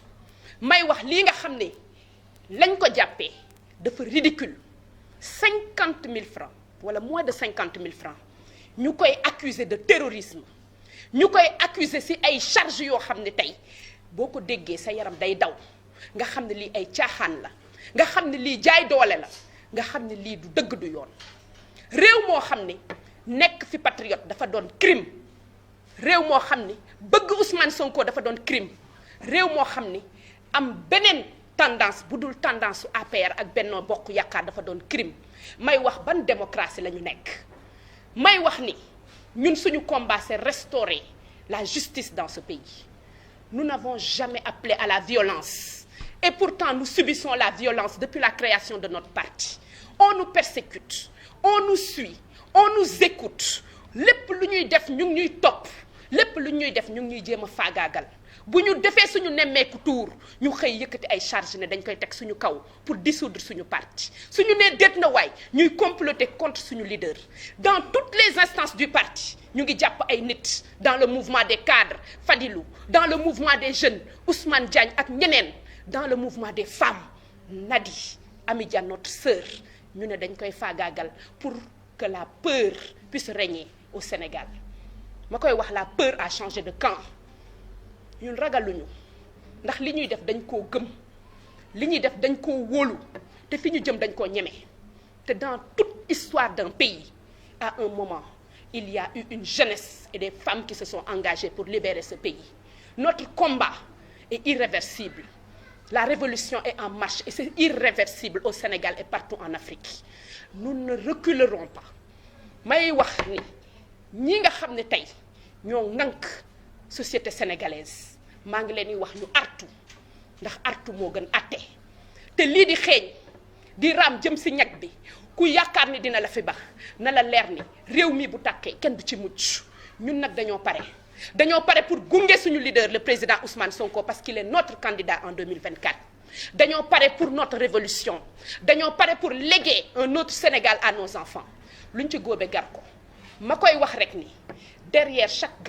grande nation, il y a eu un grand leader. Et notre leader est le président Ousmane Sonko. Le leader incontestable de la révolution africaine et sénégalaise. Kon nag ñun ñi nga xam ne yàlla may nañu ñu fekkee yàlla may nañu ñu ànd ak moom yàlla may nañu ñu gis am yaakaar juddalaat ngor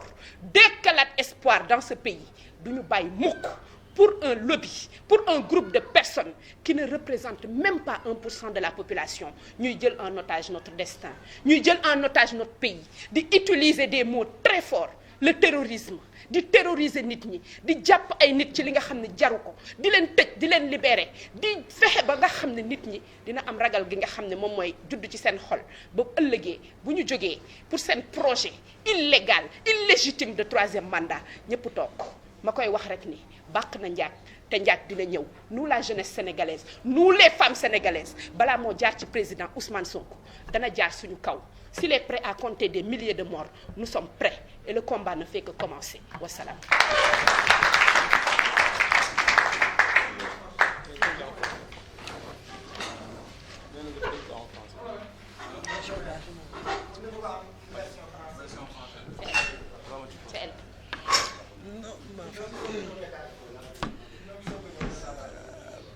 Bonjour à tout le monde. Merci d'être venu. Merci pour le déplacement. Comme l'ont dit déjà mes frères et sœurs, actuellement, le Sénégal est en train de vivre des moments historiques de grande tristesse. Tristesse parce que je m'appelle Ramatoulaye Bodian, honorable député de la 14e législature. Donc, comme je le disais, nos ancêtres se sont battus pour que leurs descendants naissent libres. Donc nous ne sommes pas nés esclaves. Ensuite, nos grands-parents se sont battus pour que le Sénégal ait un état de droit, un état de démocratie. Donc les anciens présidents même s'ils n'étaient pas carrément démocratiques, mais quand même, ils laissaient une ouverture, ils laissaient une marge, ils avaient de l'élégance. Malheureusement, en 2012, le Sénégal, par défaut, nous avons choisi un président de l'APR. On l'a mis à la tête de ce pays. Je m'adresse à Macky Sall également, président de l'APR. Je ne m'adresse pas au président de la République. Cet homme-là, au lendemain des élections, il a commencé déjà à ourdir des plans pour se débarrasser de ses adversaires. En 2013, il a dit sa phrase historique, que je vais réduire l'opposition à sa plus simple expression. Mais le monsieur nous avait annoncé la couleur déjà. Quand il était ministre, quand il est parti voter, sans carte d'identité, il nous a montré que c'était un barbare, que c'est quelqu'un qui ne respecte pas les institutions. Le monsieur nous a montré que lui, on lui a donné du pouvoir, mais ce pouvoir-là, il va l'utiliser contre la population. Mais nous n'avions pas vu venir, parce qu'on voulait se débarrasser de notre président. Donc, on l'a choisi par erreur. Donc, quand il a commencé, après s'être débarrassé de Karim Wade et de Khalifa Sall, il s'en est pris au président Ousmane Sonko, notre leader, qui est un leader exemplaire, un leader qui n'a jamais pris un seul sou, un leader respecté par tous les Sénégalais. Il sait qu'il n'y arrive même pas à la cheville et que ce leader-là, le jour où il va se présenter à 2024, et il va se présenter, Inch'Allah, il va le battre à plate couture au premier tour. Ça, tout le monde le sait, et Macky Sall le sait. Il a fait un sondage. Et donc, en s'attaquant au leader de PASTEF, il ne s'en est pas seulement attaqué au leader, il s'est également attaqué à PASTEF. Nous avons subi des agressions. Nous avons subi des vols, parce qu'il a même envoyé des voleurs chez la maman de notre leader pour voler des parrainages. Pour dire que ce gars-là, c'est un tricheur. Malheureusement, on lui jette des fleurs, on dit que c'est un génie politique. Il n'a jamais été un génie politique. C'est un génie de la lâcheté. C'est un voleur. Quand quelqu'un n'a pas le courage d'affronter un adversaire, c'est parce que tout simplement, il est lâche. Et Macky Sall, président de l'APR, est un lâche. Ce problème-là n'a jamais été un problème de deux citoyens. Ça a toujours été un problème entre Macky Sall et Ousmane Sonko. Et maintenant, c'est un problème de l'APR contre PASTEF. Mais nous allons faire face. Qu'ils se le tiennent pour dire, nous allons faire face. Nous allons résister. Nous allons résister parce que la résistance est un droit constitutionnel. Mais nous allons également résister parce que nous ne sommes pas nés avec une âme d'esclave. Nous allons résister parce que c'est notre droit le plus absolu. Nous ne voulons pas de Macky Sall. Macky Sall n'a pas à nous choisir le prochain président. Ça ne le regarde pas. Macky Sall ne devrait même pas être candidat en 2024. Qu'on ait notre argent et qu'on se cotise notre argent pour donner à Ousmane Sonko, ce n'est pas son problème. Tout ce qu'on fait, ce n'est pas son problème parce qu'il n'est pas candidat. Qu'il nous fiche la paix. Macky Sall est quelqu'un de foncièrement méchant. Il faut que les Sénégalais le sachent. C'est un homme qui est sans cœur. Macky Sall, c'est l'homme le plus sournois du Sénégal. Et il utilise les institutions uniquement pour se débarrasser de ses adversaires politiques. Ce qui se passe en ce moment-là, c'est justement, ce n'est pas de la justice, c'est la volonté de Macky Sall. Et Macky Sall est en train de dérouler sa volonté. Mais nous allons faire face, parce que nous avons toute la jeunesse avec nous. Tous les Sénégalais, même les gens qui ne sont pas de PASTEF sont avec nous. Parce que tout simplement, nous savons que ça, c'est injuste. Donc, comme je le disais, nous allons résister. Et je m'adresse à la gendarmerie sénégalaise. Vous avez dit que vous êtes des hommes d'honneur et que vous aimez la patrie. Encore une fois, je l'ai dit à l'Assemblée, l'essence même de votre existence est de protéger la nation sénégalaise. Vous êtes payés avec nos impôts, donc protégez la nation sénégalaise. Nous ne croyons plus à cette justice qui est carrément couchée, cette justice qui sert à Macky Sall. Donc nous ne comptons que sur vous. Nous avons vu que dans vos rangs, il y a des hommes qui sont foncièrement intègres, des hommes d'honneur, comme Capitaine Touré. Et je pense que tous les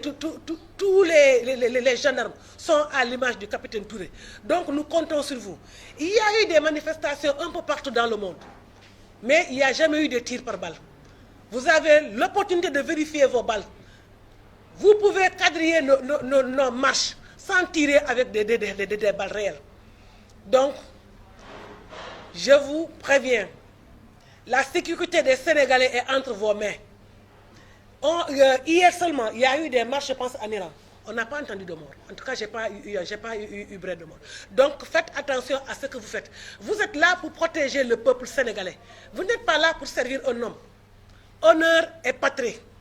Honneur et patrie. Et nous sommes tous des hommes d'honneur. Vous portez la tenue. Nous ne sommes pas en tenue, mais nous avons l'honneur dans le sang. Et c'est pour cela que nous sommes dans les rangs de PASTEF. Si nous n'avions pas d'honneur, si nous ne sommes pas là pour le parti, nous allons être dans l'APR, parce que c'est le parti des voleurs, le parti des détourneurs de fonds, le parti des tricheurs, le parti des menteurs. Quelqu'un qui dit qu'il est un kilifa, il ment, il te regarde dans le blanc des yeux et il ment carrément, et tu ne dois pas dire que ce que tu dis, ce n'est pas vrai. Il faut que cela change.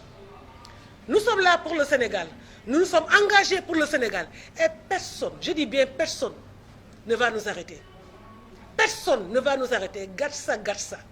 Gatsa, gatsa. Maintenant, je ne vais pas terminer mon speech sans parler de Nadi. Nadi est une sœur. Nadi est une personne très intègre. On n'a pas pris Nadi parce qu'elle faisait des détournements de deniers publics. Nadi est une personne qui croit au projet. Et elle se bat pour le projet. Donc, il est temps que vous libérez Nadi. Vous l'avez arrêté, on a cru que vous allez la libérer au bout d'1 mois, 2 mois. Mais trop, c'est trop. Il est temps de libérer cette femme qui est innocente, dont le seul tort est d'être une militante de PASTEF. Vous allez la libérer. Et ça tout de suite. Parce que je ne peux pas comprendre que la femme du ministre de l'Intérieur soit impliquée dans un complot. Cette femme-là n'a pas été interpellée par la justice. Elle va comme elle vient dans le Sénégal. Et pendant ce temps-là, cette pauvre femme, parce que tout simplement, elle est militante de PASTEF, elle est arrêtée et privée de ses droits. Mais dans quel pays sommes-nous? Il faut que cela cesse. Il faut que cela cesse. Et donc, j'invite tous les Sénégalais. Je ne parle même pas des patriotes, mais je parle à tous les Sénégalais, épris de justice, de venir nous rejoindre le samedi à l'hôpital Dalal Jamm, parce que nous voulons revendiquer la libération immédiate et sans condition de notre sœur Nadi Diaw. Je vous remercie.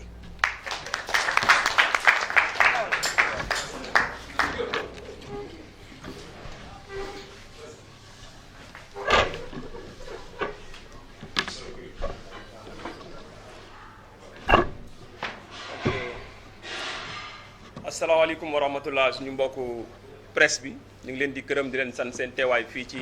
Géejawaay ndaje mi li ko waral mooy Pastef Géejawaay moo woote woon point de presse bi pour waxtaan ak l'opinion nationale et internationale sur la situation du pays. li xew ci réew mi jéggi na dayoo ba ku tiitul lekk yëgoo li xew parce que damay wax ni réew mi fi mu toll ku noppi maanaam maanu ak jàpp sa njàmbur du benn. maanu mooy nga wax liy dëgg noppi boo jàppee sa njàmbur nag maanaam àtte woo waxoo liy dëgg kon dañoo dégg ci point boo xam ne ñu ngi interpeller ñëpp ku artuwul di nga àtte parce que dañu jàpp ni comme ñi ma jiitu ni ñu ko waxee Pastef on a trop souffert dans ce pays parce que nag li ko waral mooy projet bi moo tiital non seulement les préfets de ce pays là muy Macky Sall bi nga xam ne préfet France la mais tiital ñi nga xam ne ñoo ko fi bàyyi parce que dañu ñëw taal xelu Sénégalais ba ñu xam ni suñu intérêt nekkul ci ñii suñu intérêt mi ngi ci Pastef projet bi ñu proposé donc politique autrement boobu ñu teg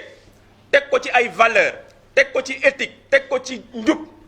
moo leen tiital ba tey jii Sénégalais yépp xam nañ ne tey Pastef moo yor le bon projet ñoom nag ñu ne nan la ñuy lëkkaloo ñoom ak ñi leen jiital pour nasaxal loolu tuuti nañ ci naxtal ko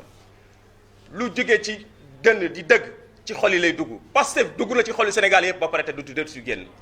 kon ñu leen di xamal ni nous les attendons de pied ferme ci li ñuy jëgg a def yëpp farce bi nag a assez duré parce que dañu jàpp ni nit koo xamee ni da ngay jub wala nga dëng rek moo am ci àdduna nit mënul jub ba si yàgg mu ne day dëng wala mu dëng ba si yàgg mu ne day jub Ousmane Sonko mënul juddoo Sénégal yaroo Sénégal jàngee Sénégal liggéey Sénégal fukki at ak juróom ñépp seede bi doon benn nit ku jub la ku maandu ku dëggu ku sellal li muy liggéey xëy benn bés rek bëgg a def doxi doona boo xam ne loolu xel moo ko nanguwul c'est insensé donc ñu jël benn tuuma boo xam ne ba ñu seetee fépp ci Sénégal maanaam lu ñu ko mën a taxal ci liggéeyam wala fu mu jaar gisuñu dara ñu ne nañ ko jéem a taxal loo xamee nekk ni pour yàq deram mais yàq der dañ cee tuuti munoo yàq der koo xam nekk ni deram yàquwul parce que tey lii ñu créé di ko fi fowee ñu jàpp ne lii kat yaakaar na dañu doon caaxaan comme doxul nañ ko arrêté ñuy taañaañal di continuer tey jii dañoo gëm ni dem nañ ba ñun Pastef ak Sénégal yëpp xam ne Sénégal amatul justice bu amatul justice nag ku nekk yaay fajal sa bopp fi ñu toll mooy dañuy taxaw faire face nous n'allons plus reculer d'un iota parce que dañu jàpp ni trop nag c'est trop parce que bu noo ma jiiñ yow indiwoo benn preuve man mi nga tuumaal ma indi la ay preuve teg ko ci table ji ngeen ne preuve non dañuy dem atte mais lu ñuy atte kon Sénégal il faut qu'on arrête nous disons à Macky Sall et justice am bi nga xam ne moom lay instrumenté ñu arrêter parce que il aura en face de lui des gens déterminés prêts à y donner leur vie pour que li ñuy def ni ñu arrêté ko président Ousmane Sonko est le seul candidat valable dans ce pays-là beneen bi mooy amalgame bi ñu bëgg a yóbbu ak par exemple li ñu bëgg a divertir ba préparer ñu la candidature de Macky Sall Macky n'est pas candidat on ne dit pas troisième mandat de il n'est pas candidat sa troisième candidature du ko déposer fii ci Sénégal on fera face 2012 ñun ak ñoom doon taxaw place de l'Obélisque di xeex la candidature de Ablaye Wade kon tey 12 ans après c'est une honte pour le Sénégal c'est une honte pour Macky Sall c'est une honte même pour les apéristes tey jii ñu ñuy servir par exemple de discours ne Macky mooy suñu troisième mooy suñu candidat loolu rus mënu ko wees kon dañ leen di wax ni ñu dellu seen xel te xam ne réew mi ñun ñëpp ñoo ko bokk te réew mi comme ni ko madame la maire waxee ay nit ñu am dignité ay nit ñu am valeur ñoo fi nekk sanc dëkk bi léegi ko nag seen njaboot ñun ñu toog fii njabootuñu Seydina Cheikh Ahmadou Bamba lañ Alaaji Malick Limamou Laye Lat Dior ñooñu nga xam ne les valeurs yi ñu defoon si ñun yaakaar naa tey jii moo nekkoon valeurs yooyu nag dafa nekkoon di dormir ci Sénégalais yi bu nekk Sonko ak Pastef ñëwaat yee valeurs yooyu kon dañu jàpp ni rien ou personne ne peut empêcher au président Ousmane Sonko de se présenter loolu mu leer de gré ou de force beneen bi mooy duñu yem foofu rek Macky ne se présentera pas dans ce pays-là tant que ñun les patriotes ñoo fii ñun waxuñu loolu de duñu divertir donc Macky du mës a présenté wu fii ñu koy wax nag dès à présent ñu prêt parce que ñun pare nañ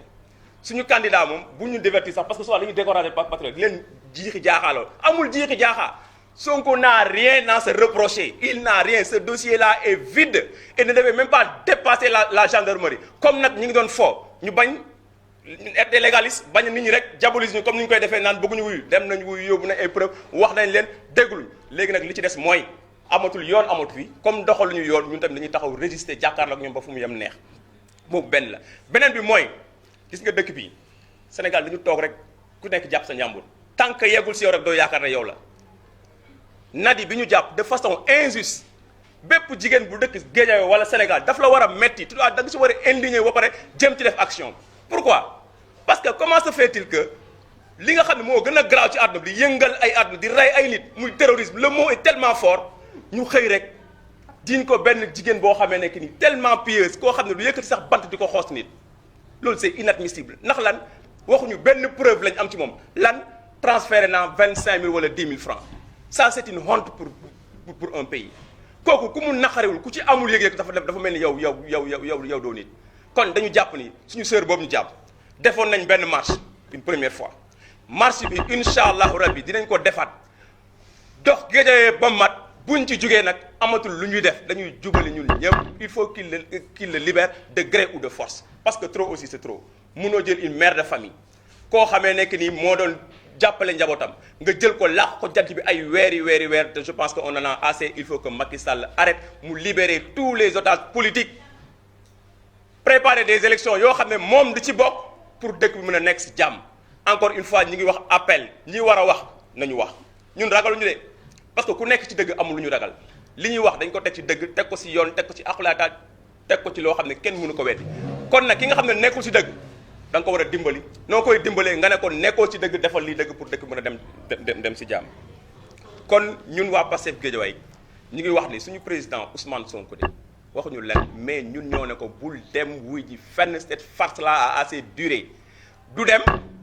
te kenn du ko laal fii ci réew bi Macky Sall nag li mu ñuy préparé aussi mooy ni dafa bëgg a pour wax ndaw pour ñu valider ko 3e candidature am tey jii dama la wax ne bu ñu ko saraxoon sax di ko sarax ba mu pose présenté ku fi taxaw candidat bu taxaw fii Sénégal jàkkaarloog président Ousmane Sonko ci sera derrière président Sonko sera premier kon loolu la ñu bëgg a divertir kon te duñ ko nangu te duñ ko mës a def kon ñu leen di wax ni ñun waa Pastef Guédiawaye pare nañu muy jigéen ñi muy ndaw ñi muy magi Pastef parce que jàpp naa ne sax magi Pastef nekk ñoo ëpp doole sax jeunes yi Pastef ak jigéenu Pastef pare nañ comme bouclier